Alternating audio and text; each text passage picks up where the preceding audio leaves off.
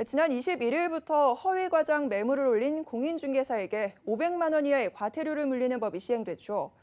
법이 시행되자마자 온오프라인에서는 매물이 급감하는 모습이 나타나고 있습니다. 일각에서는 허위 매물이 사라지면서 전세 시장의 불안을 키울 수 있다는 주장이 나오는데요. 과연 정말일까요? 지혜진 기자가 확인해봤습니다. 부동산 빅데이터 업체 아실에 따르면 오늘 기준 서울의 전세 매물은 16,065건입니다. 허위 매물 단속이 시작되기 직전인 지난 20일보다 40% 가까이 줄었습니다. 이를 두고 일각에서는 허위 매물이 사라지면서 시장 불안을 더 키울 수 있다는 주장이 나옵니다. 이 같은 주장을 한 전문가는 미끼 매물이나 중복 매물을 올릴 수 없게 되면서 이사철을 맞아 매물이 줄어드는 시점에 불안감이 가중될 수 있다고 말합니다.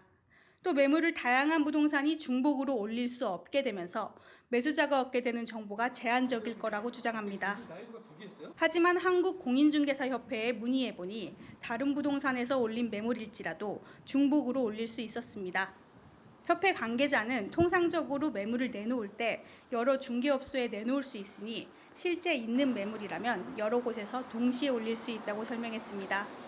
즉 중복 매물을 올릴 수 없어 시장 불안이 가속화된다는 이야기나 허위 매물을 단속함으로써 전세 물건이 줄어들 거란 이야기는 사실이 아닌 겁니다. 오히려 그동안 거짓으로 올라온 매물들이 사라지면서 시장이 투명해졌다고 해석할 수 있습니다.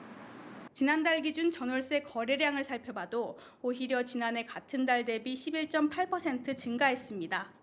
그러나 이는 계약갱신 청구권, 전월세 상한제 등 임대차 관련법이 시행되기 전 수치로 앞으로의 향방을 지켜볼 필요는 있습니다.